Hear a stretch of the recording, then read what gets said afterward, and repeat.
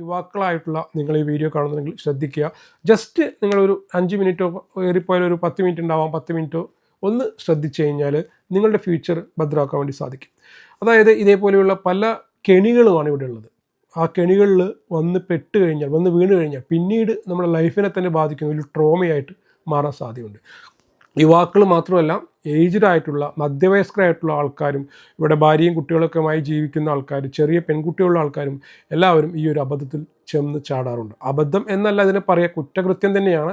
അപ്പോൾ ഇത്തരം കുറ്റകൃത്യങ്ങളിൽ ചെന്ന് ചാടാതിരിക്കാനും ഇത്തരം കെണികളിൽ പെടാതിരിക്കാനും വേണ്ടിയിട്ട് കുറച്ച് കാര്യങ്ങൾ പറയാൻ വേണ്ടി ഉദ്ദേശിക്കുകയാണ്. ചെറുക്കെങ്കിലും അപരിചിതരായിട്ടുള്ള ആൾക്കാരോട് ചാറ്റ് ചെയ്ത് സ്നാപ്ചാറ്റ് പോലെയുള്ള, അതായത് സ്നാപ്ചാറ്റിനെ കുറിച്ചൊക്കെ അറിയാമല്ലോ. സ്നാപ്ചാറ്റിലൊക്കെ നമ്മൾ ചാറ്റ് ചെയ്ത് കഴിഞ്ഞാൽ അത് ഓട്ടോമാറ്റിക് ഡിലീറ്റ് ആയി പോകുന്നൊക്കെയാണ് പറയുന്നത്. അപ്പോൾ ഈ സ്നാപ്ചാറ്റ് പോലെയുള്ള ഡേറ്റിംഗ് ആപ്പുകളുണ്ട്, അതേപോലെ ഇതിലൊക്കെ ചാറ്റ് ചെയ്യുന്നതൊക്കെ ഒരു വിനോദമായിരിക്കും പല ആൾക്കാർക്കും.